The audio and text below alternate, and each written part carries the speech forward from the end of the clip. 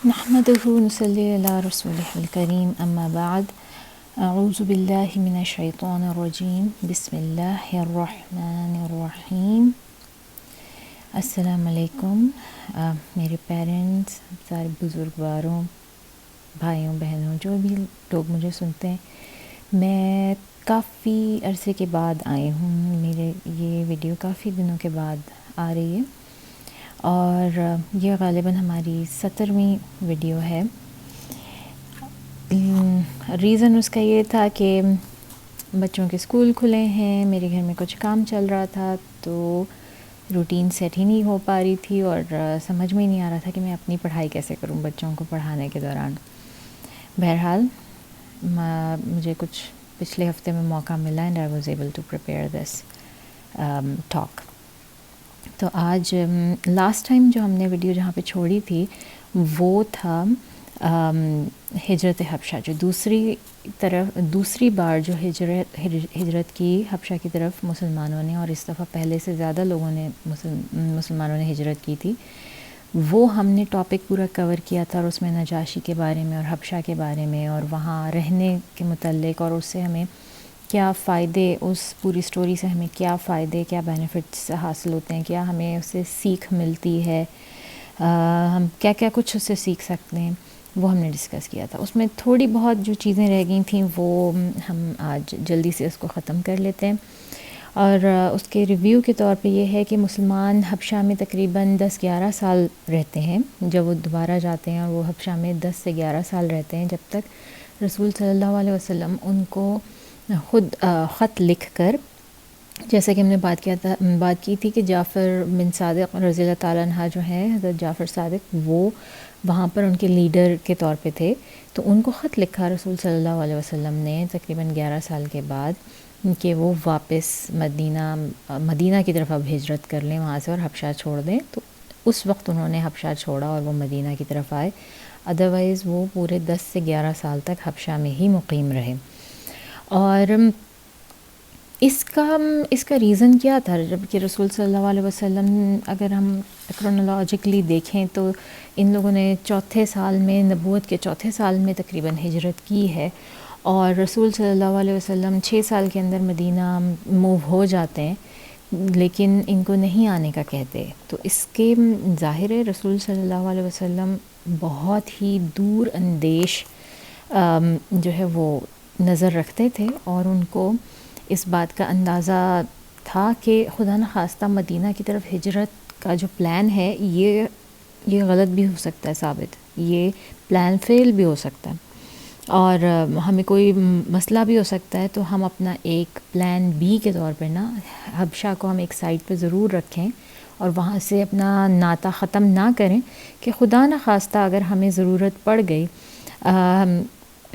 مدینہ سے بھی نکلنے کی، ہجرت کرنے کی، تو ہمارے پاس حبشہ کا ایک مقام ہے، ہم وہاں جا سکیں گے۔ تو اس وجہ سے رسول صلی اللہ علیہ وسلم نے جب تک وہ کمپلیٹلی مدینہ میں ان کی ایک ریاست کا قیام نہیں ہو گیا اور اسلام اتنا اسٹیبل نہیں ہو گیا کہ ان کو یہ یقین ہو گیا کہ ہاں یہاں ہمارے قدم جم گئے ہیں اور اب ہمیں یہاں سے نکال نہیں سکتا کوئی، جب تک انہوں نے مسلمانوں کو حبشہ سے واپسی کی اجازت نہیں دی۔ وہاں پر رہتے ہوئے جو ہے وہ ہم مطلب یہ سوال اٹھتا ہے ذہن میں کہ آیا کہ کوئی جو حبشہ کے لوگ تھے جو ایبیسینین سے، ان میں سے بھی کوئی مسلمان ہوا، کوئی کنورٹ ہوا؟ تو اس کے بارے میں مختلف جو علماء ہیں ان کی مختلف آراء ہیں، اور کچھ بھی صحیح طریقے سے نہیں کہا جا سکتا۔ کہتے ہیں کہ ہاں کچھ ہوئے تھے مسلمان، لیکن کیونکہ رسول صلی اللہ علیہ وسلم نے اس وقت ان کو ایز سچ اجازت بھی نہیں دی تھی کہ وہ اوپنلی جو اسلام کی دعوت دیں، تو صرف اور صرف مسلمانوں کے طور طریقے، ان کی عبادات اور ان کا معاملہ فہمی دیکھ کر یقیناً کچھ لوگ مسلمان ہوئے تھے، اور ہمیں یہ تو پتہ ہی ہے کہ نجاشی تو تھا ہی سیکرٹ مسلمان، جس کی وجہ سے وہاں پہ یہ لوگ رہ رہے تھے۔ تو لیکن اس کے بارے میں کوئی اوتھینٹک رپورٹس نہیں ہیں کہ جن کو ہم جن کے بارے میں بات کر سکیں کہ ہمیں یہاں سے رپورٹ ملتی ہے، یہاں سے رپورٹ ملتی ہے، بس اس سے زیادہ کچھ بھی کہنا نامناسب ہوگا۔ اصل میں ابسینیا میں حبشہ میں اسلام پھیلتا ہے 50 سال کے بعد، جب وہ سارا حصہ خطہ جو ہے وہ اسلام کے انڈر آتا ہے اگلے 50 سالوں میں، اور وہاں پہ جنگ کے ذریعے جو ہے وہ مسلمان سپہ سالار جاتے ہیں اور اس پورے ایریا کو کانکر کرتے ہیں، اس وقت جا کے پورا کا پورا حبشہ پھر مسلمان ہوتا ہے۔ لیکن اس وقت جو ہے وہ ہم اس سے زیادہ نہیں کہہ سکتے کہ کچھ لوگ صرف مسلمانوں کی معاملہ فہمی دیکھ کر اور اس سے مسلمان ہوئے۔ دوسرا ایک اور اہم واقعہ جو کہ وہاں پیش آیا، جو ہم نے ابھی تک ڈسکس نہیں کیا تھا، وہ بھی کر لیتے ہیں، کہ عبید اللہ بن جحش، یہ ایک صحابی رسول صلی اللہ علیہ وسلم تھے، اور یہ ان کے کزن بھی تھے، رسول صلی اللہ علیہ وسلم کے ایک کزن بھی تھے، اور ان کی شادی جو ہے نا وہ ام حبیبہ رضی اللہ تعالیٰ عنہ سے ہوئی تھی، اور ام حبیبہ کا پورا نام ہے ام حبیبہ بنت ابو سفیان، یعنی کہ یہ ابو سفیان کی بیٹی تھیں۔ تو ہوا یہ کہ عبید اللہ بنت جحش کی وفات ہوئی اس عرصے میں، جب یہ وہاں پر حبشہ میں مقیم تھے، تو عبید اللہ بن جحش کی وفات ہو گئی، اور ام حبیبہ بنت ابو سفیان بیوہ ہو گئیں، اور ان کی دیکھ بھال کرنے والا بالکل کوئی نہ رہا حبشہ میں۔ تو رسول صلی اللہ علیہ وسلم کو جب یہ اطلاع پہنچی تو انہوں نے نجاشی کو خط لکھا، اور اس کے تھرو انہوں نے ام حبیبہ کو شادی کا پیغام بھیجا کہ جو ہے وہ، اور نجاشی بے انتہا خوش ہوا اس چیز پر، اور ام حبیبہ نے بھی ایکسیپٹ کیا ان کی یہ شادی کا پیغام جو ہے اس کو قبول کیا۔ اور نہ صرف یہ بلکہ نجاشی یہ پیغام لے کر خود گیا ام حبیبہ کے پاس، اور اس نے رسول صلی اللہ علیہ وسلم کے بہاف پر ان کی طرف سے مہر بھی ادا کر دیا، اور پھر مہر ادا کیا، اور ان کا جو ہے وہ ایک طرح سے غائبانہ نکاح وہاں پہ جو ہے وہ اس طرح ہوا۔ اور اس کے بعد نجاشی نے ایک پورا ایک وفد سا ترتیب دیا، اور اس میں صرف ام حبیبہ کو اسپیشلی مدینہ انہوں نے بھجوایا، اور بھجوا کے پھر وہاں پر رسول صلی اللہ علیہ وسلم کا جو ہے وہ ان کی میرج کنزیومیٹ ہوئی۔ تو اس طرح سے نجاشی جو ہے وہ ام حبیبہ کی طرف سے وٹنس بھی بنا اس شادی کا، اور پھر ام حبیبہ رضی اللہ تعالیٰ عنہ جو ہیں وہ امہات المؤمنین میں آ گئیں، اور ہماری ماں کے طور پہ جو ہے وہ ہوئی۔ اب جب ابو سفیان کو اس بات کا پتہ چلا کہ میری بیٹی اس طرح سے جو گئی تھی ہجرت کر کے وہ بیوہ ہو گئی ہیں، اور پھر ان کو پتہ چلا رسول صلی اللہ علیہ وسلم کے پروپوزل کا، اور یہ بھی پتہ چلا کہ انہوں نے ایکسیپٹ کر لیا، تو ابو سفیان اس وقت تک بھی مسلمان نہیں ہوا تھا، اور اس کے اپنے الفاظ تھے کہ ام حبیبہ کے لیے اس سے بہتر اور کیا ہو سکتا تھا، یعنی کہ اس کی اسلام دشمنی اپنی جگہ تھی، رسول صلی اللہ علیہ وسلم سے دشمنی اپنی جگہ تھی، لیکن جب یہ پتہ چلا کہ اپنی ہی بیٹی کی شادی ان سے ہو گئی ہے، تو کیریکٹر اتنا مضبوط تھا رسول صلی اللہ علیہ وسلم کا کہ وہ بھی خوش ہوئے بغیر نہیں رہ سکا، کہ اس نے دعا ہی دی کہ اس سے بہتر کچھ ہو ہی نہیں سکتا تھا میری بیٹی کے لیے۔ تو یہ وہ خوش ہوا اس بات پہ، اس نے کوئی اعتراض نہیں کیا۔ اچھا جی، تو یہ یہاں پر ہمارا حبشہ کا جو ہے وہ ٹاپک تھوڑا ختم ہوتا ہے۔ اب ہم آتے ہیں واپس مکہ میں۔ تو مکہ میں تو ہم یاد رکھیں کہ دوسری بار جب مسلمانوں نے ہجرت حبشہ کا ارادہ کیا تو ظاہر 14 کی جگہ 80-90 مسلمان چلے گئے، اور پیچھے مکہ میں صرف کوئی 37 سے 40 کے درمیان مسلمان تھے جو کہ باقی رہ گئے۔ اب مردوں کی بات ہم کر رہے ہیں۔ اس دوران اللہ تعالیٰ نے اسلام میں کو جو ہے دو بہت ہی جلیل القدر صحابیوں کے دل میں اسلام کی محبت پیدا کی، اور وہ کنورٹ ہوئے۔ ان میں سے ایک حمزہ رضی اللہ تعالیٰ عنہ ہیں، اور دوسرے جو ہیں وہ ہیں عمر بن خطاب رضی اللہ تعالیٰ عنہ۔ بہت ہی انٹرسٹنگ سٹوریز ہیں ان دونوں کی ہی اسلام میں آنے کی، لیکن اس سے پہلے ہم یہ بتاتے چلیں کہ یہ جو 37-40 لوگ رہ بھی گئے تھے، یہ ہم نے پہلے بھی بات کی تھی کہ یہ کسی نہ کسی کی امان میں تھے۔ جو ان میں سے نہیں تھے وہ سٹل بہت ہی شدید قسم کے ٹارچر پرسیکیوشن کا شکار رہے، وہ سارے کے سارے۔ اب حمزہ رضی اللہ تعالیٰ عنہ کے بارے میں بات کرتے ہیں کہ وہ رسول صلی اللہ علیہ وسلم سے عمر میں تھوڑے ہی بڑے تھے. ابو طالب جو ہیں ان کے سگے بھائی تھے. ابو طالب کے مطلب ایک ہی ماں سے وہ دونوں پیدا ہوئے تھے، اور رسول صلی اللہ علیہ وسلم سے چند سال ہی بڑے تھے. تو چچا تو ان کے تھے، لیکن ان کا دوستی کا بھی بہت زیادہ جو ہے وہ ان سے تعلق تھا. اور رسول صلی اللہ علیہ وسلم اور حمزہ رضی اللہ تعالیٰ عنہ کی رضائی ماں بھی ایک تھیں. انہوں نے ایک ماں سے دودھ بھی پیا تھا کچھ عرصے کے لیے. تو یہ بہت بہت بہادر تھے. اپنی بہادری میں، اپنی تیر اندازی کے لیے خصوصی طور پہ بہت زیادہ مشہور تھے. بہت بہترین تیر انداز تھے. اور اکثر جیسے وہاں کی روایت تھی کہ یہ لوگ سب کے سب شکار کے لیے جایا کرتے تھے، تو یہ بھی اسی طرح اپنے قبیلے کے لیے اور اس کے لیے شکار کے لیے جاتے تھے. اور جسے کہنا چاہیے نا کہ رائلٹی میں نیکسٹ ان لائن بھی ہم کہہ سکتے ہیں کہ یہ بہت نوبل اور رائل ان کا درجہ تھا وہاں پہ. تو ایک روز یہ ہوا کہ رسول صلی اللہ علیہ وسلم صفا کی پہاڑی پہ بیٹھے تھے، تو ابو جہل وہاں سے گزرا یا وہاں پہ گیا، اور اس نے اس قدر طنز و طعنہ تشی کی، بہت ہی زیادہ، یعنی کہ اس سے پہلے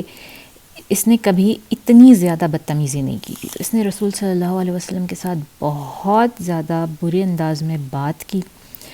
بہت بدتمیزی کی. اور نہ صرف یہ بلکہ ایک پتھر اٹھایا اور اٹھا کے وہ بھی مار دیا، جو کہ رسول صلی اللہ علیہ وسلم کے سر پہ لگا اور اس میں سے خون بہنے لگا. اور رسول صلی اللہ علیہ وسلم ایک لفظ نہیں بولے، انہوں نے کچھ نہیں کہا، مگر کیونکہ ہمیں اندازہ ہے کہ صفا کی پہاڑی تو ہے ہی بالکل مکہ کے درمیان میں، وسط میں ہے، تو یہ بعید نہیں تھا کہ بہت سارے لوگ ارد گرد موجود تھے. اور کہتے ہیں کہ زیادہ تر عورتیں کام کر رہی تھیں، اور عبداللہ بن جدان اور ان لوگوں کی لونڈیاں جو تھیں وہ وہاں پہ ارد گرد کام کر رہی تھیں یا جا رہی تھیں یا کچھ تھیں. انہوں نے یہ سارا واقعہ دیکھا کہ ابو جہل بلا وجہ رسول صلی اللہ علیہ وسلم پہ نہ صرف یہ کہ طعنہ زنی کر رہا ہے، سویرنگ کر رہا ہے، بلکہ اس نے پتھر تک ان کو اٹھا کے مار دیا. اب یہ جب اس نے دیکھا کہ رسول صلی اللہ علیہ وسلم تو کوئی جواب ہی نہیں دے رہے، بالکل خاموش ہیں، بالکل اس کو کسی قسم کا جواب نہیں دیا، تو وہ بس پھر جسے کہتے ہیں نا تھک کے یا خود ہی تنگ آ کے پھر وہ چلا گیا، جب رسول صلی اللہ علیہ وسلم نے اس کی بدتمیزی پہ کوئی جواب نہیں دیا. اور جا کے پھر یہ جو ان کی نادی ہوتی تھی خانہ کعبہ کے پاس، جہاں پہ یہ لوگ سب جمع ہو کے بیٹھتے تھے اور اپنے ڈسکشنز کرتے تھے، اپنے معاملے سلجھاتے تھے، وہاں جا کے بیٹھ گیا. اب واپس جس وقت واپسی ہوئی حضرت حمزہ رضی اللہ تعالیٰ عنہ کی، تو وہ بھی اسی راستے سے گزر رہے تھے. وہ اس راستے سے گزرے تو ان کو عبداللہ بن جدان کی لونڈی تھیں، اس نے جو ہے وہ انہوں نے لٹرلی ان کو جو ہے نا جسے کہتے ہیں کہ ٹچ کرنا،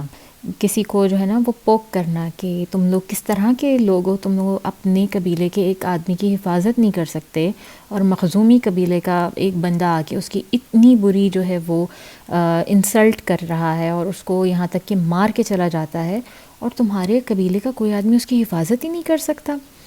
تو یہ جو ہے ایک ہاشمی کے لیے،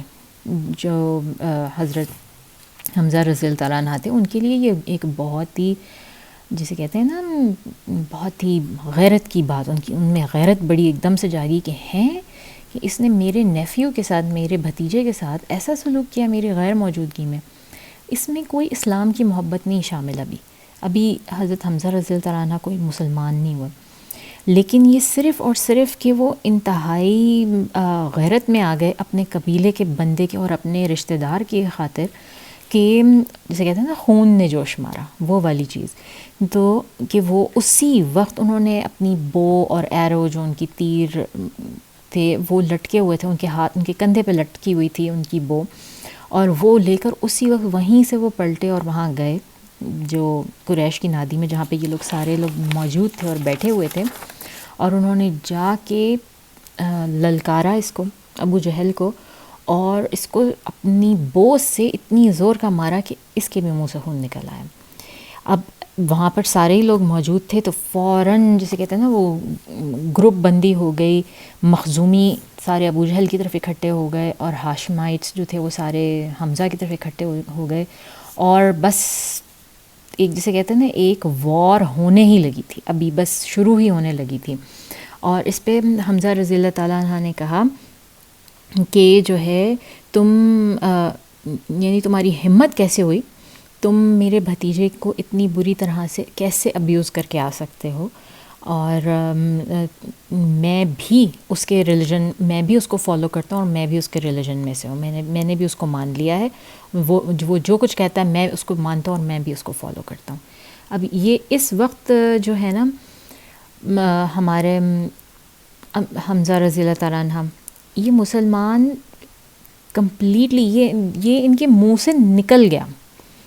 انہوں نے بالکل سوچا نہیں، یہ صرف اور صرف وہ ایک حمیت الجاہلیہ جسے کہتے ہیں نا، وہ ایک قبیلے کی خون کی غیرت جو تھی اس کے اندر آ کے انہوں نے کہ زیادہ سے زیادہ تکلیف دے سکیں وہ ابو جہل کو، اس میں آ کے انہوں نے کہہ دیا کہ تم کیا سمجھتے ہو کہ تم نے اس کو مار کے اور بڑا وہ مطلب بچ جاؤ گے، میں بھی اسی کے ریلیجن پر ہوں، کر لو اب تمہیں جو کرنا ہے۔ تو اس طرح یہ ان کے منہ سے نکل گیا۔ اب حمزہ بھی جو ہے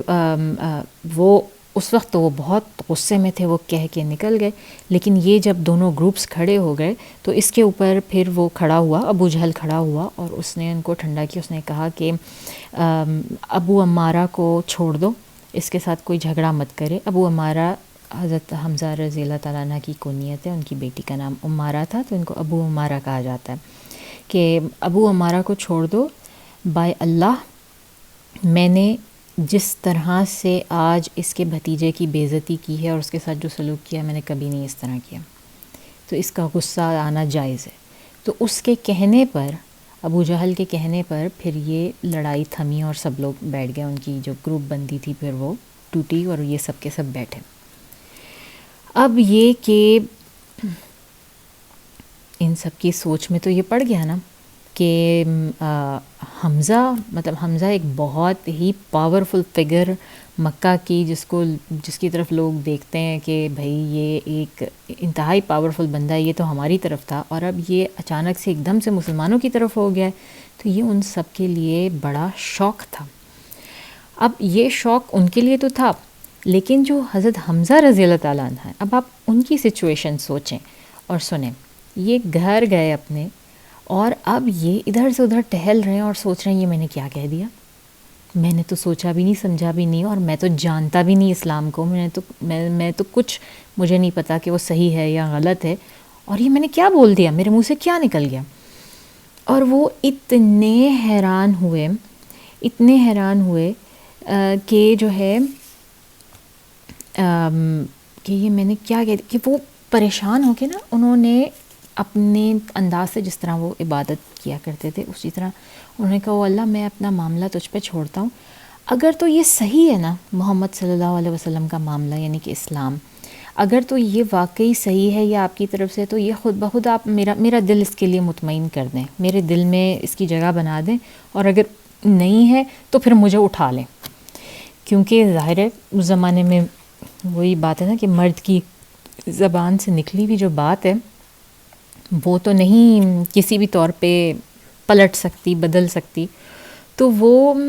ان کو یہ تھا کہ اب مجھے اپنی اگر بات پلٹنی پڑی اور مجھے یہ کہنا پڑا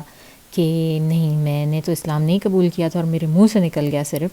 تو یہ تو بڑی بے غیرتی کی بات ہو جائے گی، اس میں تو میری عزت کم ہو جائے گی اور لوگ کہیں گے کہ میں اپنے الفاظ پہ پورا نہیں رہتا۔ تو انہوں نے اللہ تعالیٰ سے دعا یہ کرنی شروع کر دی کہ مجھے موت دے دینا۔ اب ساری رات انہوں نے بڑی جسے کہتے ہیں نا کروٹیں لیتے لیتے گزاری، صبح اٹھے اور صبح اٹھتے ساتھ ہی سیدھا رسول صلی اللہ علیہ وسلم کے پاس گئے اور ان کو اپنی ساری بے چینی اور کنفیوژن جو ہے وہ ان کو سنا دی، جس پر رسول صلی اللہ علیہ وسلم کھڑے ہوئے اور ان سے گفت و شنید کرنے لگے ان کو، یعنی کہ رسول صلی اللہ علیہ وسلم نے یہ نہیں کہا ایک دم سے، یہ نہیں کہا ارے تم تو مسلمان ہو گئے یا کچھ۔ جب رسول صلی اللہ علیہ وسلم نے دیکھا کہ وہ کنفیوژن میں ہیں، کہ ان کا دل مطمئن نہیں ہو رہا، تو رسول صلی اللہ علیہ وسلم نے ان کو دعوت کی نیت سے جو ہے ان کے ساتھ بات چیت کی، ان سے ان کے مسائل پوچھے کہ ان کو کیا غلط لگتا ہے، کس طرح ہے، اور ان کو اس کا جواب دینا شروع کیا، ان کو بتانے لگے ان کو اسلام کے بارے میں، جو انہیں لگتا تھا کہ اس وقت حضرت حمزہ رضی اللہ تعالیٰ عنہ کو وہ تھوڑی سی وہ پش جو ان کو چاہیے، جو ان کو دلی اطمینان چاہیے، تو وہ ساری چیزیں رسول صلی اللہ علیہ وسلم ان کے ساتھ کلیئر کرنے لگے، ان کو گفت و شنید، یہاں تک کہ وہ کافی دیر تک رسول صلی اللہ علیہ وسلم یہ کرتے رہے، یہاں تک کہ کچھ دیر کے بعد اس کا نتیجہ یہ نکلا کہ حمزہ رضی اللہ عنہ نے کہا، اے میرے بھتیجے، میں گواہی دیتا ہوں کہ تم جو کچھ کہہ رہے ہو وہ سچ ہے، اور تم واقعی اللہ کے سچے نبی اور رسول ہو. اور اس طرح اللہ تعالیٰ نے ان کا دل اسلام کی طرف پھیر دیا اور یہ سچے مسلمان ہوئے اور اس کے بعد سید الشہداء کہلائے. تو اس طرح حمزہ رضی اللہ تعالیٰ عنہ جو ہے وہ اللہ تعالیٰ نے اسلام کو تقویت بخشی ان کے اسلام سے.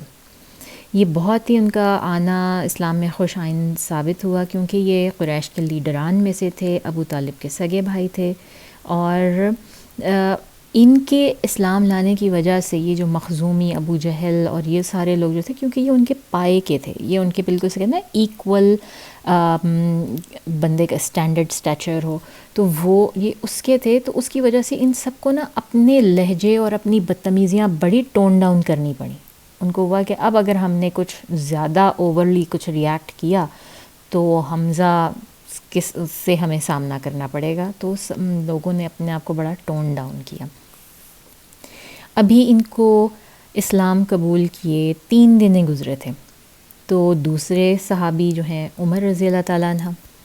وہ بھی اسلام میں داخل ہوتے ہیں، اور ان کی تو خیر ان کا داخل ہونا تو اسلام میں بہت ہی انٹرسٹنگ ہے، اس کے واقعات تو بہت ہی انٹرسٹنگ ہیں. اور اس سے پہلے یہ کہا جاتا ہے کہ رسول صلی اللہ علیہ وسلم نے جو ہے نا وہ دعا کی تھی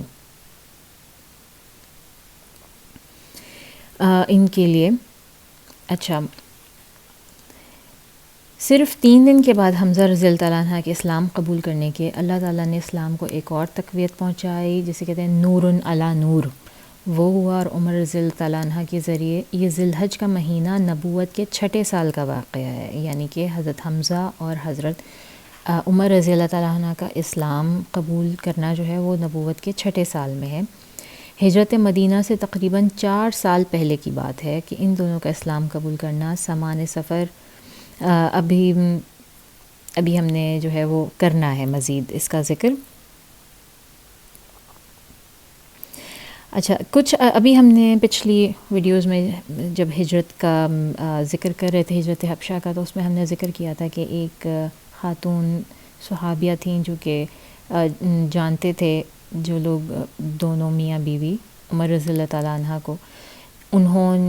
وہ اپنا سامان سفر باندھ رہی تھیں اور بہت ہی اریٹیٹڈ کنڈیشن میں تھیں، بہت غصے میں تھیں، کیونکہ ان کو اتنا مشکل سفر کرنا تھا آگے. تو وہاں سے جب ان کا گزر ہوا عمر رضی اللہ تعالیٰ عنہ کا، تو انہوں نے پوچھا کہ یہ تم کیا کر رہی ہو، کہاں جا رہی ہو؟ تو انہوں نے کہا کہ یہ سب کچھ تمہاری وجہ سے ہو رہا ہے، سب کچھ تم لوگوں کی وجہ سے. تم لوگ نہ ہمارے ساتھ اتنا برا کرتے کہ ہمیں اپنا دین بچانے کے لیے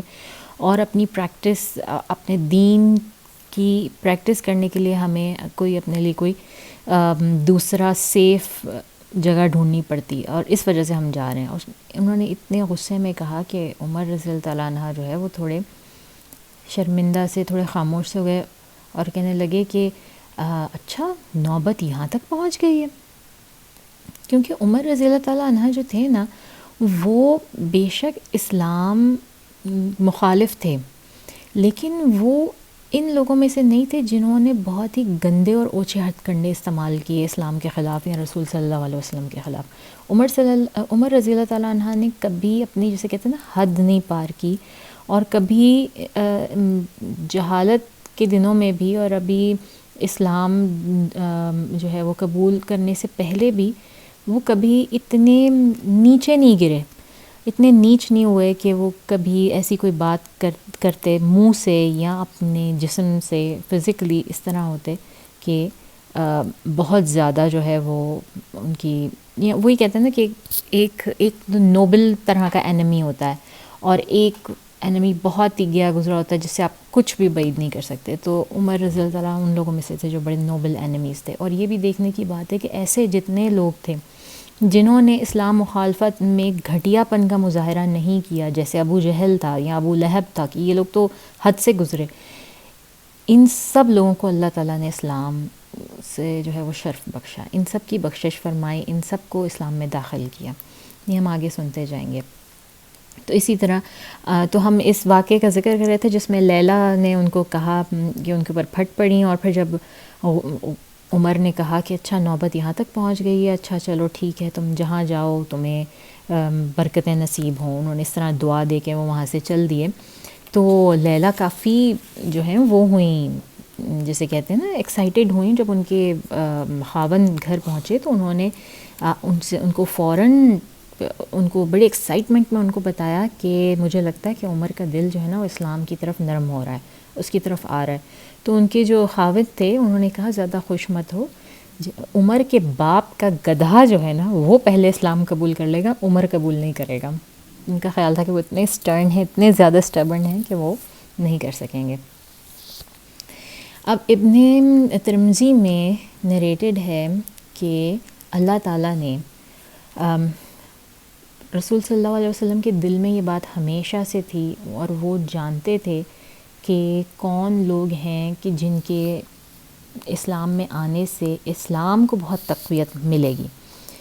کیونکہ ایسا ہوتا ہے کہ کوئی شخص جو بہت پاورفل ہوتا ہے یا بہت امپورٹنٹ اس کی حیثیت ہوتی ہے ہمارے معاشرے میں، یا اس کا نام بہت زیادہ ہوتا ہے،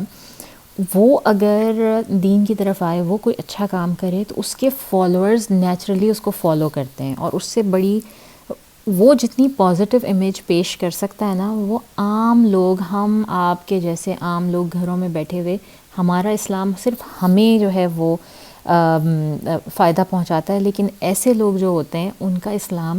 وہ دنیا کو فائدہ پہنچاتا ہے. جو ان کا فالوور ہوتا ہے وہ جتنے زیادہ جو ہے وہ پاپولر ہوتے ہیں، اس حساب سے آپ دیکھیں اس ضمن میں جو ہے وہ محمد علی، یہاں نارتھ امریکہ میں محمد علی جو باکسر تھے، جب انہوں نے اسلام قبول کیا، ان کی وجہ سے جس قدر پازیٹیو امیج اسلام کا یہاں نارتھ امریکہ میں بنا اور لوگوں نے اسلام کو جانا، میرا نہیں خیال کہ کسی اور ایون اسکالر کی اسپیچز سے یا کسی اور طریقے سے جو ہے وہ اسلام یہاں پر اتنی بہترین طریقے سے پھیلا جتنا محمد علی کی وجہ سے پھیلا تھا. اور ہم آگے بھی دیکھتے رہتے ہیں، بہت سارے ہیں، کیٹ سٹیونز ہیں، یوسف اسلام، اور بھی ہیں کافی زیادہ نام ہیں ایسے جو کہ کانورٹس ہیں اور جن کی فالوونگ تھی بڑی بڑی، اور پھر ان کے فالوورز، اور پھر انہوں نے بہت اسلام کو بہت فائدہ پہنچایا. تو ایسے لوگوں کا اسلام جو ہے وہ صرف ان کی اپنی ذات کے لیے نہیں ہوتا، بلکہ اور بہت سے لوگوں کے لیے فائدہ مند ثابت ہوتا ہے. تو رسول صلی اللہ علیہ وسلم کو اچھی طرح سے اندازہ تھا کہ مکے میں ایسے کون لوگ ہیں، اور اسپیسیفکلی انہوں نے 2 لوگوں کے لیے جو ہے وہ دعا فرمائی. ایک تھا عمر بن حشام، ابو جہل. جی ہاں، ابو جہل کے لیے بھی رسول صلی اللہ علیہ وسلم نے دعا میں اس کو شامل کیا کہ یا اللہ، ان 2 میں سے عمر بن حشام ابو جہل یا عمر بن خطاب، ان 2 میں سے جو آپ کو زیادہ عزیز ہو، یہ میرے اللہ، ان میں سے اس کا اسلام مجھے دے دیں. یہ رسول صلی اللہ علیہ وسلم کی دعا تھی. تو اللہ تعالیٰ کو عمر بن خطاب کا جو ہے وہ زیادہ عزیز تھے، اور یہ ہم نے ابھی مینشن کیا کہ اللہ تعالیٰ کو بھی وہ لوگ زیادہ عزیز تھے جو کہ نیچ حد تک جا کے جنہوں نے دشمنی نہیں کی اسلام کے ساتھ. تو رسول صلی اللہ علیہ وسلم کی یہ دعا کہ دونوں عمرین میں سے جو آپ کا محبوب ہو اسے اسلام کو تقویت بخشیں. تو یہ عمرین، کیونکہ ابو جہل کا نام بھی عمر بن حشام تھا اور یہ بھی عمر بن خطاب، تو یہ دونوں ایک ہی روٹ ورڈ سے دونوں نام ہیں، عمر بھی اور عمر بھی، تو اس وجہ سے ان کو عمرین بھی کہا جاتا ہے. تو اللہ تعالیٰ نے عمر بن خطاب کو سے جو ہے وہ تقویت بخشی. عمر بن خطاب کا بہت روب اور دبدبہ تھا، اور یہ دونوں ہی اشخاص جو تھے، ابو جہل بھی اور عمر بن خطاب بھی، یہ دونوں چند ان لوگوں میں سے تھے مکہ میں جو کہ لکھنا پڑھنا جانتے تھے، جن کو جو ہے یہ کمال حاصل تھا کہ یہ لکھ بھی سکتے ہیں، پڑھ بھی سکتے ہیں. اور یہ بھی ایک ان کی بہت بڑی پازیٹیوٹی تھی. اور اس کے علاوہ بے انتہا دونوں ہی جنگجو، بہادر اور لڑنے جھگڑنے میں بہت ہی ماہر قسم کے جو ہے وہ دونوں ہی تھے. بہت زیادہ روب اور دبدبہ تھا. ایک تو یہ کہ اپنے اپنے قبیلوں کے سرداروں میں سے تھے، اور ویسے ہی اپنی پرسنالٹی کا روب بھی ہوتا ہے کچھ لوگوں میں، جو کہ ٹائم ٹو ٹائم نظر آتا رہتا ہے. وہ کچھ بھی کریں، کوئی نارمل سے نارمل بھی کام کریں، لیکن بہت سارے ارد گرد کے لوگ خام خواہ میں ان سے روب میں آ جاتے ہیں. اور یہ کمپلیٹلی اللہ تعالیٰ کی دین ہوتی ہے کچھ لوگوں کے اوپر کہ ان کی پرسنالٹی کا وہ روب ہوتا ہے. بعض اوقات وہ آواز کے تھرو کہہ لیں، یہ آپ کی پرسنالٹی، آپ لہیم شہیم اتنے ہیں. تو جو عمر رضی اللہ تعالیٰ عنہ تھے ان میں یہ ساری کوالٹیز موجود تھیں. ان کی آواز بہت بھاری تھی، بڑی اونچی تھی، گرجدار، اور بہت لمبا قد و آور شخصیت تھی ان کی. کہتے ہیں کہ جس وقت وہ کسی اس میں کھڑے ہوتے تھے، کسی بھی یعنی کہ پارٹی میں یا کسی آپ کہہ لیں گیدرنگ میں کھڑے ہوتے تھے، تو وہ الگ ہی نمایاں پتہ چلتے تھے. اور گھوڑے کے ساتھ چلتے ہوئے عمر بن خطاب گھوڑے سے اونچے ہوتے تھے کیونکہ ان کی ہائٹ اتنی زیادہ تھی. تو ان کو اللہ تعالیٰ نے ایک فل پیکیج، میں سمجھتی ہوں کہ فل پیکیج بنایا تھا ایک روبدار پرسنالٹی کے ساتھ. اور پھر جب ان کو اسلام میں ان کا داخل ہوا، ان کی شمولیت ہوئی، تو یہ مسلمانوں کے لیے بہت بڑی جیت تھی. اچھا جی، تو پھر اس سے ہم ایک چیز جو ہے نا وہ اندازہ یہ بھی لگا سکتے ہیں، ایک فائدہ، ایک بینیفٹ جو ہے وہ اس کا یہ بھی ہے کہ کسی شخص کے اوپر جو ہے نا وہ گیو اپ نہیں کرنا چاہیے. مطلب آپ مایوس نہ ہوں کہ اگر کوئی شخص آج بھی نہیں آ رہا دین کی طرف، آپ اس کو کر رہے ہیں، مطلب دعویٰ دے رہے ہیں، یا آپ اس کے لیے دعائیں کر رہے ہیں، مگر آپ کو لگ رہا ہے کہ وہ نہیں آ رہا، تو آپ کو کچھ نہیں پتہ کہ کس وقت اس کا دل پلٹ جائے. کیونکہ دل کا پلٹنا ٹوٹل اللہ تعالیٰ کے ہاتھ میں ہے. یہ کسی کی دعوت سے، کسی کی اس سے اس کا کوئی تعلق نہیں ہے. اس لیے اسلام جو ہے نا وہ ایسا دین نہیں ہے کہ جس کو ڈور ٹو ڈور جا کے پھیلایا گیا ہو جیسے کہ کرسچنز کرتے ہیں عموماً. ہمارے یہاں اس طرح سے نہیں ہوتا. ہم اللہ تعالیٰ نے کہا ہے بس اپنا اسلام جو ہے وہ، ہماری جو دعوت ہے وہ ہمارا اپنا ایٹیٹیوڈ ہے، ہمارا اپنی معاملہ فہمی ہے. ہم جن لوگوں کے بیچ میں رہتے ہیں ہم کس طرح سے رہتے ہیں. اور زیادہ تر لوگ مسلمان جو ہیں وہ صرف وہ چیز دیکھ کے ہوتے ہیں. ان کو کوئی چیز اٹریکٹ کرتی ہے، اسلام کا کوئی عمل ایسا، کوئی ہماری عبادت کا یا کچھ بھی ایسا اٹریکٹ کرتا ہے. تو یہ چیز اس لیے کسی کے لیے بھی جو ہے نا وہ یہ امید نہیں چھوڑنی چاہیے کسی بھی وقت کہ یہ راہ راست پر نہیں آ رہا. اللہ تعالیٰ جب چاہیں، جس کو بھی چاہیں، کسی بھی وقت راہ راست پر لا سکتے ہیں. سیکنڈلی اس سے یہ بھی پتہ چلتا ہے کہ وہی بات جو میں پہلے بھی کر چکی ہوں کہ کسی بھی حوالے سے جو شخص جتنا مضبوط ہوتا ہے سوسائٹی میں، اس کا امپیکٹ اتنا زیادہ ہوتا ہے. جب وہ اچھا کام کرے تو اس کا بھی امپیکٹ بہت زیادہ ہے، اور اگر برا کام کرے تو اس کا بھی امپیکٹ بہت زیادہ ہوتا ہے. تو اسی طرح مجھے ایک اور مثال بھی یاد آئی اسی ضمن میں. میلکم ایکس یہاں پر جو نارتھ امریکہ میں اسپیشلی نارتھ امریکن مسلمز کے لیے کہوں گی، ایک جس طرح سے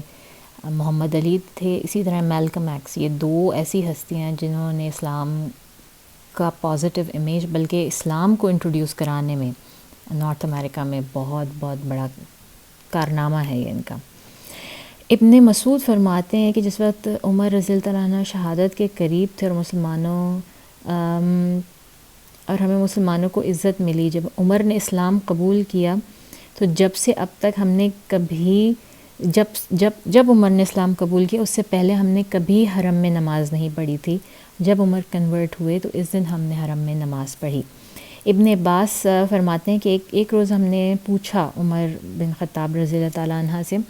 کہ آپ کو الفاروق کا جو ہے وہ خطاب کیسے ملا. حضرت عمر رضی اللہ تعالیٰ عنہ کو عمر فاروق رضی اللہ تعالیٰ عنہ بھی کہا جاتا ہے. تو ان سے جب یہ پوچھا گیا تو عمر فاروق خود بتاتے ہیں کہ میں نے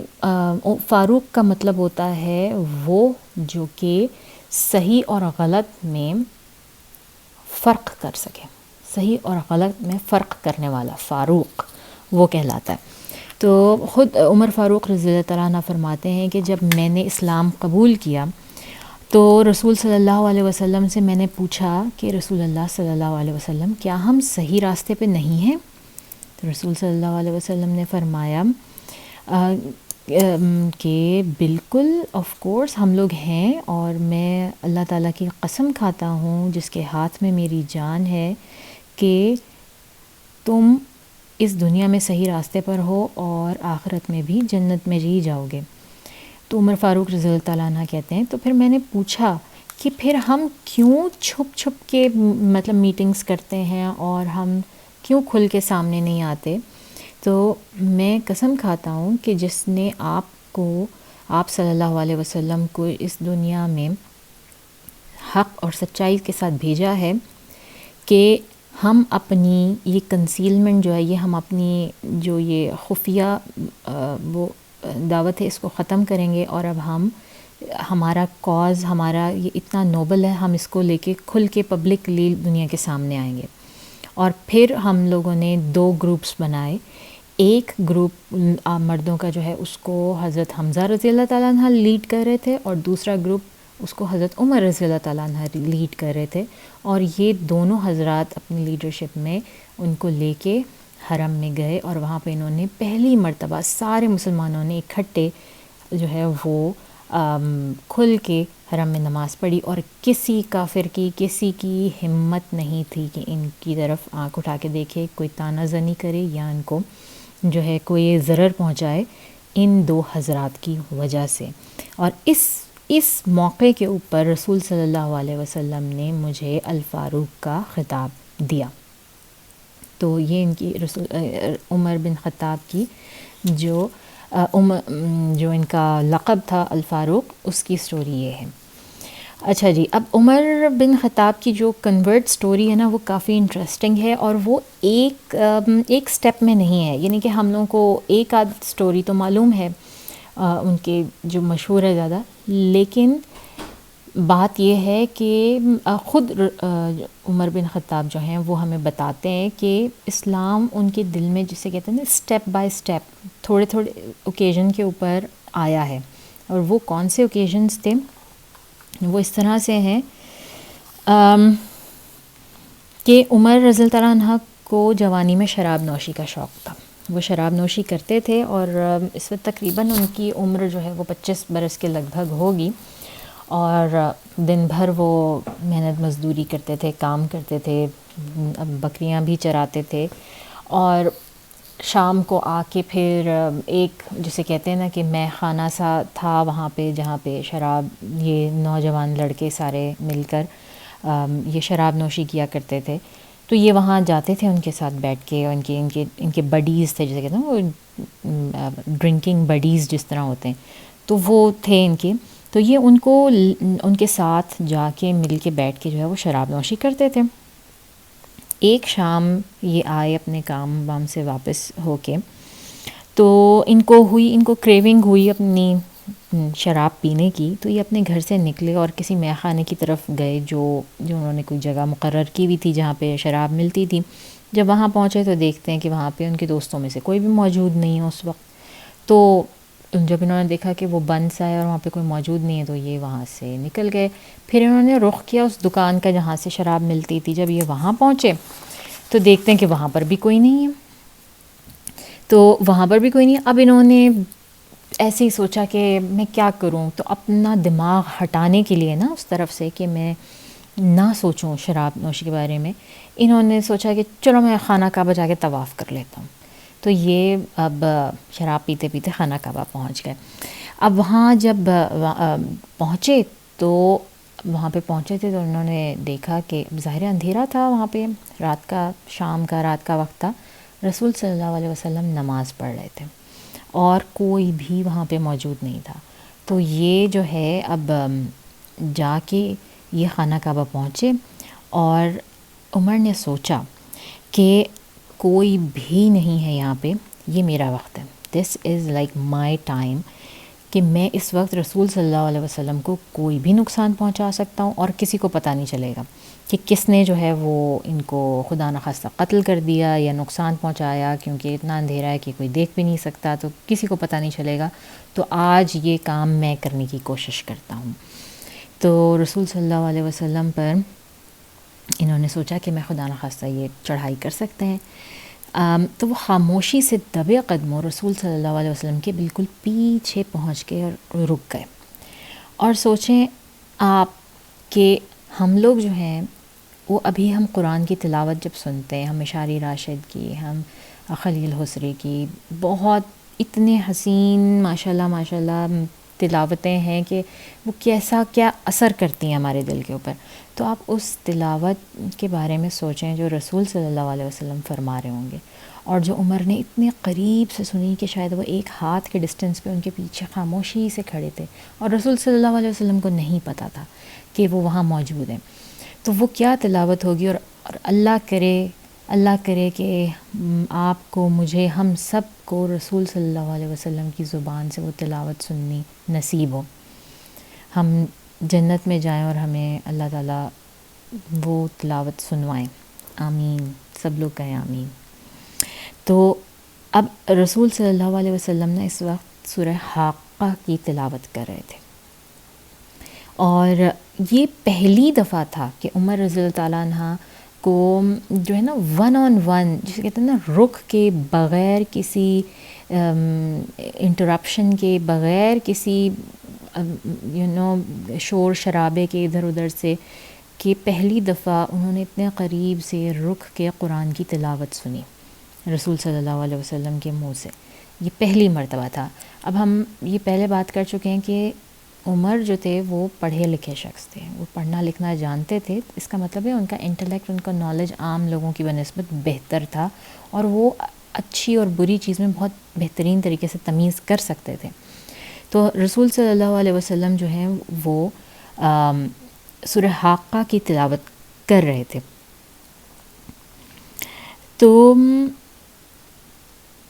ان کے رونگٹے کھڑے ہوئے، اور وہ اپنے وہ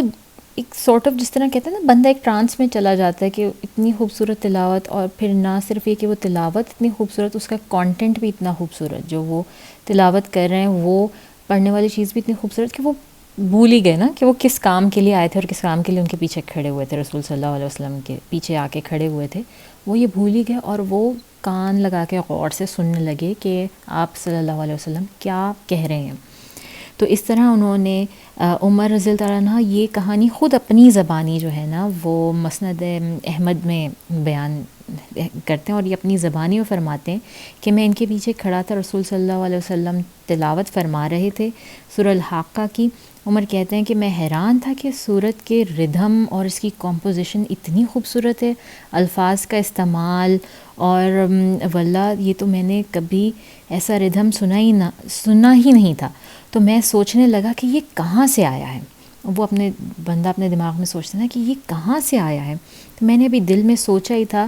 تو واللہ یہ تو لگتا ہے کہ کسی شاعر کا قول ہے. عمر رضی اللہ عنہ خود کہہ رہے ہیں. تو انہوں نے یہ سوچا، اور ادھر الحاقہ کی آیت نمبر 40 ہے. اس کا میں آپ کو ترجمہ بتاتی ہوں کہ اب عمر اپنے دماغ میں سوچ رہے ہیں. اب آپ ویژولائز کریں اس چیز کو کہ وہ ان کے پیچھے کھڑے ہیں رسول صلی اللہ علیہ وسلم کے. رسول صلی اللہ علیہ وسلم کو نہیں پتہ کہ عمر وہاں موجود ہیں، وہ اپنی نماز میں مشغول ہیں، وہ سورہ حاقہ کی تلاوت کر رہے ہیں. مین وائل وہ تلاوت میں اتنے گم ہو جاتے ہیں عمر کہ وہ سوچ میں پڑ جاتے ہیں کہ یہ اتنی خوبصورت چیز ہے، یہ کہاں سے آئی ہے. اچھا یہ شاید کسی شاعر کا قول ہے. ادھر وہ یہ سوچتے ہیں، اور ادھر رسول صلی اللہ علیہ وسلم کے منہ سے جو ہے وہ سورہ حاقہ کی آیت نمبر 40 جو ہے وہ نکلتی ہے کہ یہ قرآن فرشتہ عالی مقام کی زبان کا پیغام ہے، اور یہ کسی شاعر کا کلام نہیں، مگر تم لوگ بہت ہی کم ایمان لاتے ہو. ٹھیک ہے. اب ایک دم سے عمر جو ہے نا ویسے ان کو جھرجھری سے ہے کہ ہیں نہیں، میں اچھا نہیں، یہ جو ہے وہ نہیں ہے. تو جیسے تو یہ ہو گیا. پھر عمر کہتے ہیں پھر میں حیران ہوا اور پھر میں نے اپنی سوچ بدلی اور میں نے سوچا کہ اچھا تو پھر یہ یقیناً کہانت ہے. کہانت اس چیز کو کہتے ہیں کہ وہ لوگ جنہوں نے ایک دو جن قابو میں کیے ہوتے ہیں اور وہ جن کسی دوسرے کے، کیونکہ ہر شخص کے ساتھ اللہ تعالیٰ نے جنات پیدا کیے ہیں. جب انسان پیدا ہوتا ہے اس کے ساتھ جن ہوتا ہے، اس کے ساتھ فرشتہ ہوتا ہے، اس جن کو قارین میں کہتے ہیں.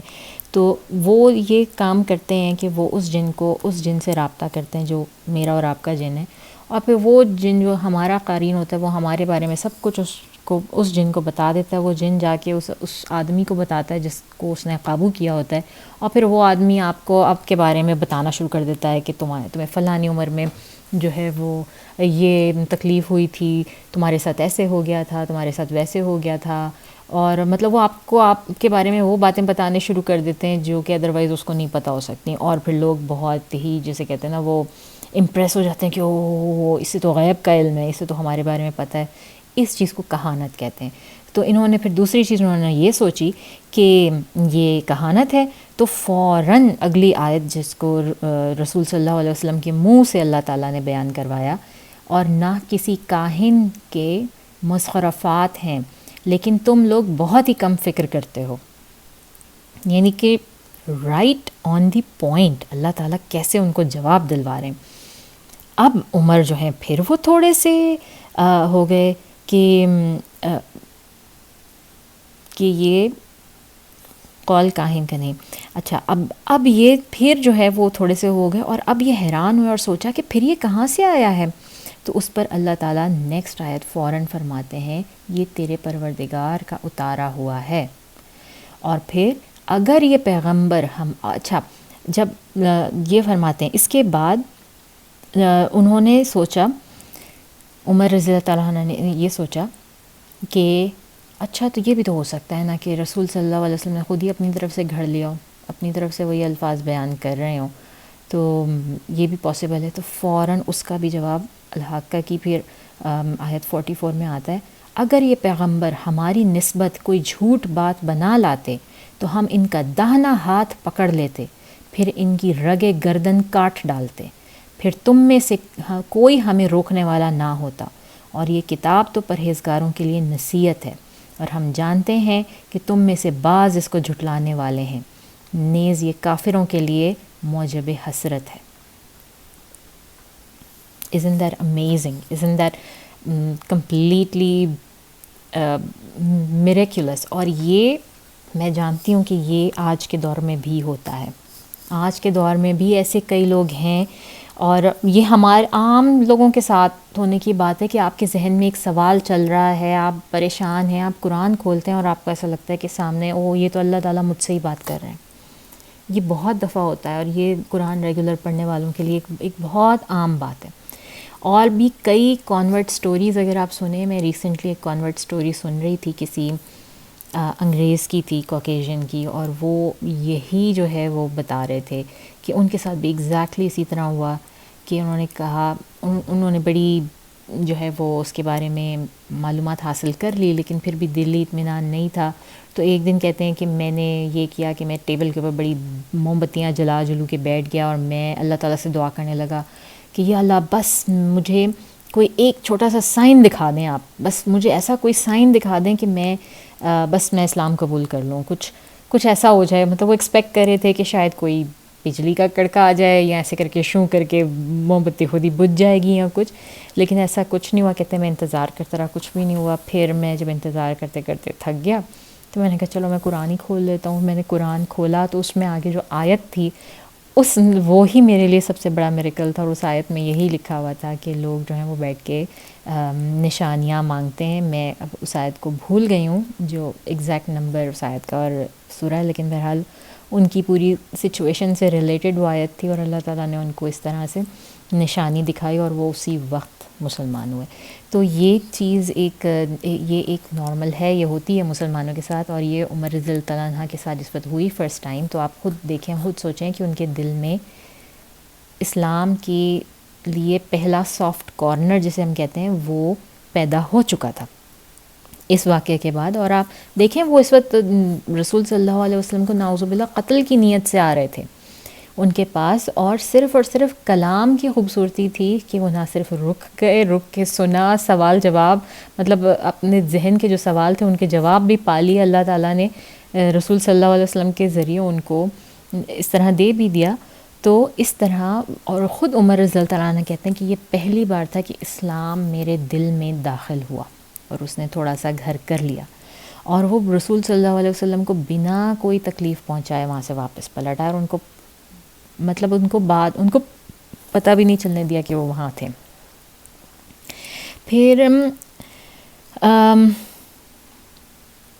ایسا ہوا کہ ایک دن قریش کے لوگ سارے جو ہے نا وہ نادی میں بیٹھے تھے، اپنی جو ان کی گیدرنگ کی پلیس تھی،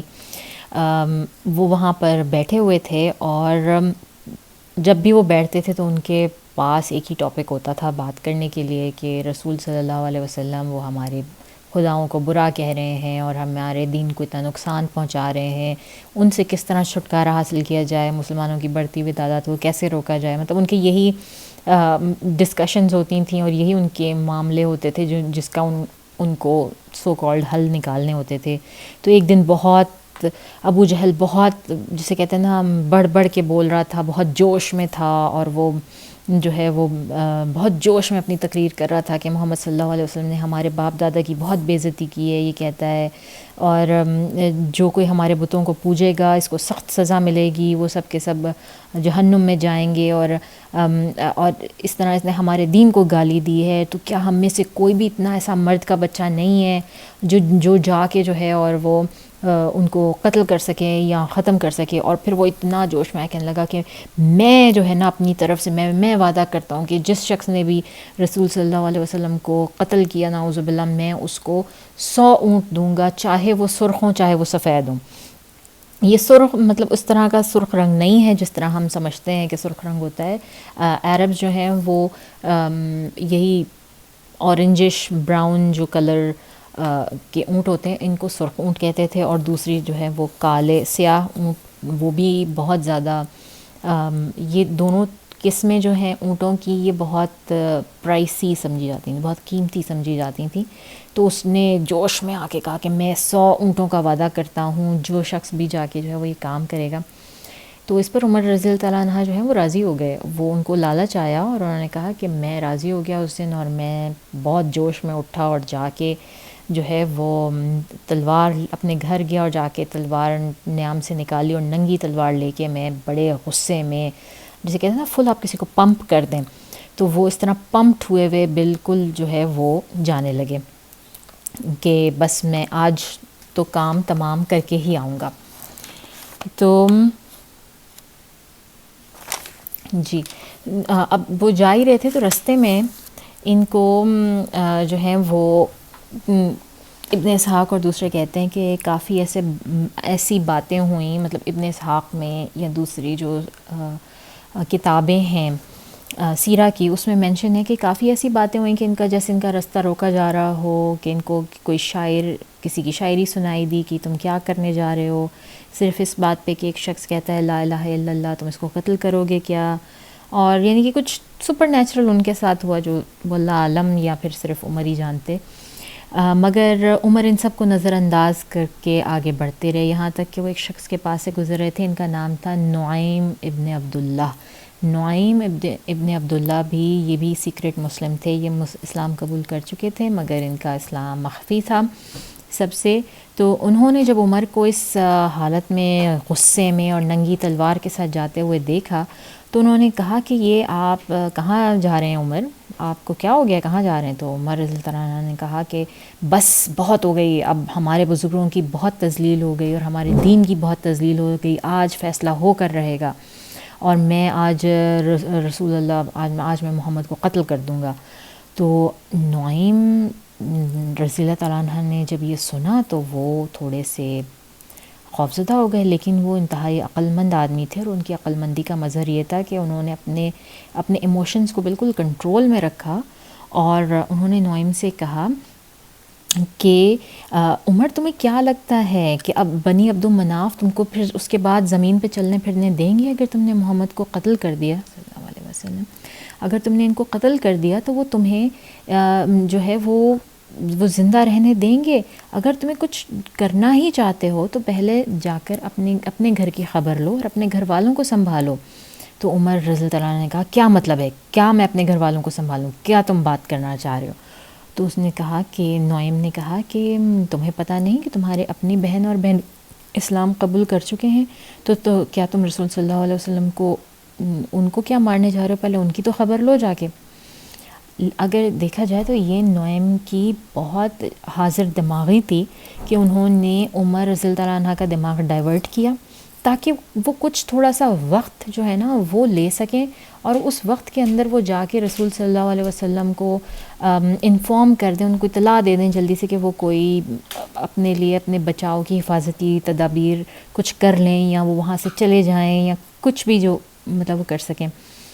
تو یہ تھوڑا سا وقت ان کی اس بات کی وجہ سے مل گیا. اب ایک طرف دیکھا جائے تو نعیم نے ان کے بہن اور بہنوئی کی جان تو خطرے میں ڈال دی، لیکن ان کو اس بات کا بھی پتہ تھا کہ عمر جو ہے وہ ایٹ لیسٹ اپنی بہن بہنوئی کی تو جان نہیں لیں گے نا. اس بات پہ ٹھیک ہے ان کو زد و کوب کر سکتے ہیں لیکن ان کی جان نہیں لیں گے. لیکن رسول صلی اللہ علیہ وسلم سے کیونکہ ان کا ڈائریکٹ کوئی ریلیشن نہیں تھا تو یہ اس بات کا خطرات موجود تھا کہ کہیں ان کی جان نہ لے لیں. تو اور وہی پھر حمیت الجاہلیہ کہ ایسا کیسے ہو سکتا ہے کہ پہلے میری فیملی میں کیسے ایسا ہو سکتا، ایسا نہیں ہو سکتا. تو انہوں نے وہیں سے اپنا رخ بدلا اور اپنی بہن کے گھر کا رخ کیا. ان کی بہن کا نام فاطمہ تھا، یہ فاطمہ بن خطاب ہیں. وہاں پہنچے تو اندر سے تلاوت کی آواز آ رہی تھی. اب جو تلاوت سنائی دے رہی تھی انہوں نے تلاوت سن لی، کیونکہ رسول صلی اللہ علیہ وسلم جس وقت بھی کوئی شخص نیا کنورٹ ہوتا تھا اس دور میں بھی، تو یہ رسول صلی اللہ علیہ وسلم ایسے کرتے تھے کہ جو پرانے کانورٹس تھے ان میں سے ایک استاد مقرر کر دیتے تھے، اور وہ استاد ان کو جا کے قرآن پڑھنا سکھاتا تھا، اور قرآن کی تعلیمات اور اسلام کی تعلیمات اور نماز کس طرح پڑھنی ہے، جو بھی اس وقت احکام آ چکے تھے ان کی تعلیمات دیتا تھا. تو یہ ایک بڑی اچھی پریکٹس تھی کہ جو کہ آج بھی ایکچولی ہونی چاہیے کہ نئے کانورٹس جو ہیں ان کو ان کا ایک بڑی فیملی ہوتی ہے، یا ان کے ساتھ کسی نہ کسی کو کانسٹنٹلی ان کو کسی کے ساتھ رکھا جاتا ہے کہ وہ کچھ عرصے تک، ایک طرح سے مینٹورشپ کہہ لیں آپ اس کو، کہ وہ کچھ عرصے تک ان کے ساتھ رہ کے اور عملی طور پر بھی اسلام سیکھتے ہیں، اور پھر دینی جو ان کے معاملات ہیں اور جو بھی ان کی آداب زندگی ہیں وہ بھی سیکھتے ہیں، اور قرآنی تعلیمات بھی سیکھتے ہیں. تو یہ جو فاطمہ بن خطاب اور ان کے جو شوہر تھے، ان کے شوہر تھے سعید ابن زید، ان کا بھی ہم ذکر کر چکے ہیں. یہ سعید ابن زید بن عمر بن نفیل تھے. عمر بن نفیل کا ہم ذکر کر چکے ہیں کافی ویڈیوز پہلے. عمر بن نفیل وہ تھے جو کہ آل الون ہمسیلف، جو ایک حنفی ہو گئے تھے، جو مکہ کی کسی پریکٹس کو جو وہ بت پرستی کرتے تھے اسے مانتے نہیں تھے، اور جو بھی لڑکیوں کو مار رہا ہوتا تھا، دفنا رہا ہوتا تھا، عمر بن نفیل ان سے وہ لڑکیاں لے آتے تھے اور ان کو پالتے تھے. اور رسول صلی اللہ علیہ وسلم نے پھر ایک دفعہ حضرت سعید بن زید نے پوچھا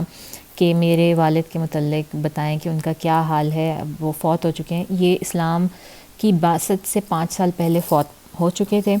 تو رسول صلی اللہ علیہ وسلم نے کہا کہ عمر بن نفیل جو ہیں وہ جنت میں ہیں، اور وہ 1 مین امہ ہیں. بیسکلی وہ ایک ایسے دور میں ان کی وفات ہوئی ہے کہ جس وقت کوئی نبی نہیں تھا، کوئی امت نہیں تھی، تو وہ تنہا ہی ایک امتی ہیں. تو یہ ان کے بیٹے سعید بن زید، اور اس کے علاوہ ان کی بڑی جو بات ہے وہ یہ ہے کہ یہ عشرہ مبشرہ میں سے ہیں، یعنی کہ ان 10 صحابہ میں سے ہیں جن کو رسول صلی اللہ علیہ وسلم نے ان کی زندگی میں ہی جنتی ہونے کی بشارت دے دی تھی. تو یہ ان کے شوہر تھے. اب اور ان کے جو استاد تھے جو قرآن ان کو پڑھا رہے تھے وہ تھے خباب بن ارت. خباب بن ارت کا ذکر بھی ہم ڈیٹیل میں کر چکے ہیں. یہ وہ صحابی ہیں، یہ غلام تھے ایک عورت کے جو کہ ان کو گرم لوہے سے داغا کرتی تھی. یہ خود لوہار تھے، اور جب یہ کام کر رہے ہوتے تھے تو صرف اس لیے کہ انہوں نے اسلام قبول کر لیا تھا، ان کی جو مالکہ تھی وہ آ کے اسی لوہے سے جو یہ داغ بنا رہے ہوتے تھے اس سے ان کا جسم داغتی تھی، اور ان کا جسم بری طرح سے میوٹیلیٹڈ تھا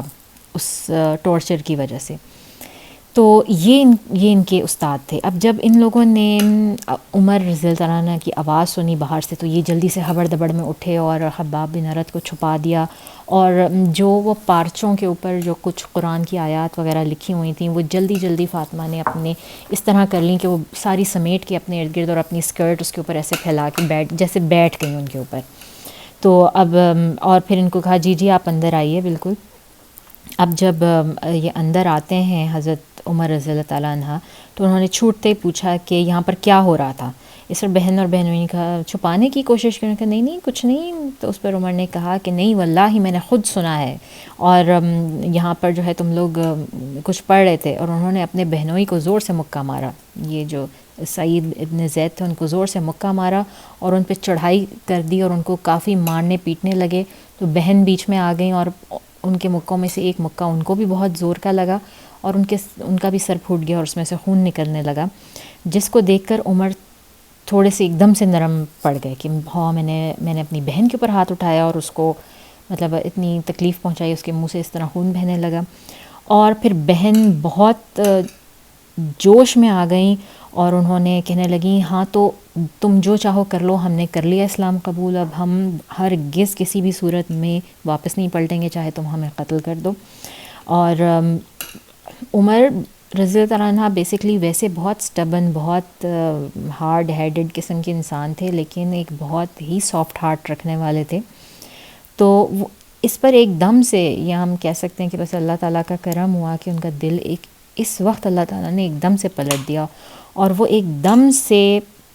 ذرا ٹھنڈے ہوئے اور پھر کہنے لگے کہ اچھا ٹھیک ہے مجھے دکھاؤ تم کیا پڑھ رہی تھیں، وہ مجھے دکھاؤ. تو اس پر ان کی بہن نے ان کو وہ دینے سے انکار کر دیا اور انہوں نے کہا کہ نہیں، یہ قرآن جو ہے یہ کوئی گندے، تم مشرک ہو اس وقت اور تم گندے ہو، تو اس کو تو کوئی صرف پاک لوگ اس کو ہاتھ لگاتے ہیں، تو میں تمہیں نہیں دے سکتی. تو اس پر عمر رضی اللہ تعالیٰ عنہ باہر گئے، انہوں نے غسل کیا اور واپس آئے اور ان سے کہا کہ واللہ میں صرف اور صرف جاننا چاہتا ہوں کہ اس میں کیا ہے. کیونکہ وہ والی بات ہے نا کہ ہم نے بات کی کہ عمر ان چند لوگوں میں سے تھے جو لکھنا پڑھنا جانتے تھے، اور جس کو پڑھنے کی ہوتی ہے اس میں کیوریوسٹی ہوتی ہے کہ اچھا یہ نئی کتاب ہے، یہ کوئی چیز ہے اتنی خوبصورت ہے تو مجھے جاننا تو ہے کہ اس کے اندر کیا ہے. تو وہی ایک کیوریوسٹی شاید ان کو تھی کہ وہ اپنے آپ کو پاک کر کے آئے، اور انہوں نے اپنی بہن سے جو ہے مانگا، وہ پارچے مانگے. اور جو ہے پھر ان کی بہن نے ان کو وہ پیپرز یا وہ پارچے یا وہ ٹیبلٹ، ہم نہیں جانتے کہ وہ کس حالت میں تھا وہ قرآن کی آیات لکھی ہوئی جو کہ انہوں نے ان کو دی، اور انہوں نے وہ ان کو دے دی، اور وہ ان کے اوپر سورۃ طٰہٰ لکھی ہوئی تھی. سورۃ طٰہٰ کی آیات تھیں جو کہ اس وقت عمر رضی اللہ تعالیٰ عنہ نے پڑھی. اور سورۃ طٰہٰ کی یہ کون سی آیات تھیں؟ یہ تھی آیت نمبر 14. میں آپ کو اس کا ترجمہ سناتی ہوں کہ بے شک میں ہی خدا ہوں، میرے سوا کوئی معبود نہیں، تو میری عبادت کرو اور میری یاد کے لیے نماز پڑھا کرو. قیامت یقیناً آنے والی ہے، میں چاہتا ہوں کہ اس کے وقت کو پوشیدہ رکھوں تاکہ ہر شخص کو جو کوشش کرے اس کا بدلہ پائے. اور اس کے بعد عمر رضی اللہ تعالیٰ عنہ نے پوری آیت پڑھی اور وہ اس کو پڑھتے جاتے اور پھر کہتے کہ یہ تو بہت خوبصورت ہے، کہ یہ کتنی خوبصورت چیز ہے اور کتنی گریسفل ہے، تو پلیز مجھے جو ہے وہ محمد صلی اللہ علیہ وسلم کہاں ہیں اس وقت، مجھے ان کے پاس جانا ہے، مجھے ان کے پاس لے جاؤ. تو خباب نے کہا کہ وہ دارالارقم میں ہیں. یہ بھی ہم دارالارقم کا بھی ذکر ہم ڈیٹیل میں کر چکے ہیں. اور پھر خباب بن ارت اور سعید بن زید ان کو لے کر عمر رضی اللہ عنہ کو لے کے دارالارقم گئے. یہاں پر جب وہ پہنچے تو ابھی 3 دن پہلے ہی حضرت حمزہ رضی اللہ عنہ نے اسلام قبول کیا تھا. وہ بیٹھے ہوئے تھے ان کی مجلس میں. انہوں نے دروازہ نوک کیا اور جا کے ایک صحابی نے جب دیکھا تو انہوں نے کہا کہ عمر رضی اللہ عنہ ہے. انہوں نے دروازہ کھولا نہیں، وہ دوڑتے ہوئے آئے رسول صلی اللہ علیہ وسلم کے پاس اور ان کو کہا کہ عمر آئے، اور ان کے ہاتھ میں ان کے ہاتھ میں ننگی تلوار وہ ابھی تک موجود ہے. وہ ان کو یاد ہی نہیں ہے اس کو چھوڑنا یا رکھنا کہیں، وہ تلوار ان کو یہیں ان کے ہاتھ میں موجود ہے. اور تو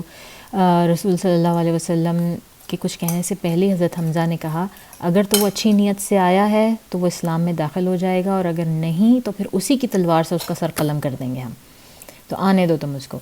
تو انہوں نے دروازہ کھولا اور جیسے اسکورٹ کر کے گارڈز کے اندر لے کر نہیں آتے، اس طرح عمر بن خطاب کو 2 صحابیوں نے بازوؤں سے پکڑ کے لے کر آئے رسول صلی اللہ علیہ وسلم کے سامنے۔ رسول صلی اللہ علیہ وسلم کو کسی قسم کا کوئی ڈر نہیں ہوتا تھا، انہیں پتہ تھا کہ ان کو تو اللہ تعالیٰ نے پروٹیکٹ کرنا ہے۔ انہوں نے گریبان سے پکڑ کے عمر کو کھینچا اپنی طرف اور کھینچ کے کہا کہ تم کیوں آئے ہو عمر، اب وقت نہیں آ گیا کہ تم عقل پکڑ لو؟ تو اس پہ عمر رضی اللہ تعالیٰ عنہ بالکل دھیمے ہو گئے اور انہوں نے کہا کہ میں صرف اور صرف میں اسلام قبول کرنے آیا ہوں، میں آپ کو بتانے آیا ہوں کہ میں مانتا ہوں کہ آپ نبی ہیں اور اللہ ایک ہے، اور میں آپ کی تعلیمات کو صحیح مانتا ہوں اور میں اسلام قبول کرنے آیا ہوں۔ تو یہ بات سن کر رسول صلی اللہ علیہ وسلم نے اتنی زور سے اللہ اکبر کہا کہ سب لوگ جو ہے نا وہ ایکسائٹمنٹ میں، خوشی میں اللہ اکبر کرنے لگے بڑی زور سے، اور اس طرح سے جو ہے نا وہ عمر رضی اللہ تعالیٰ عنہ جو ہے وہ اسلام انہوں نے قبول کیا اور وہ اسلام کے اندر آ گئے۔ اور اس کے بعد جو وہ ہوا کہ رسول صلی اللہ علیہ وسلم نے انہیں الفاروق کا خطاب دیا، وہ اس کا ہم نے ابھی ذکر کیا۔ اور اس چیز سے ہم یہ چند فائدے پھر مزید دیکھتے ہیں کہ بہت شروع سے ہی لوگوں کو اس بات کا اندازہ تھا کہ قرآن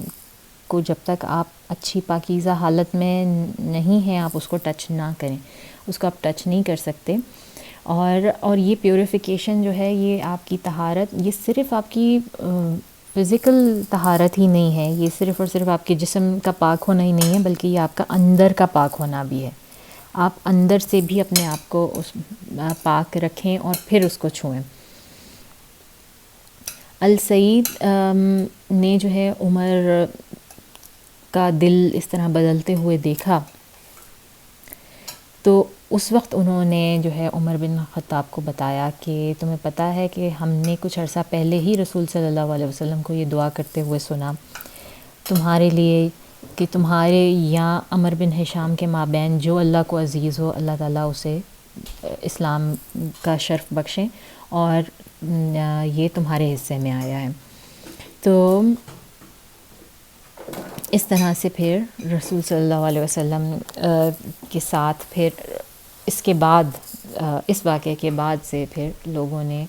عمر بن خطاب کے ساتھ ان کی لیڈرشپ میں جا کے پہلی بار خانہ کعبہ میں سب لوگوں نے باجماعت نماز ادا کی۔ اس ٹاک کو ہم یہیں پر ختم کرتے ہیں، اور اس کے بعد کچھ اور انٹرسٹنگ فیکٹس ہیں حضرت عمر بن خطاب رضی اللہ تعالیٰ عنہ کے بارے میں، جو کہ نیکسٹ ویڈیو میں انشاءاللہ کنٹینیو کرتے ہیں۔ تو اب تک کے لیے اتنا ہی۔ السلام علیکم ورحمۃ اللہ وبرکاتہ۔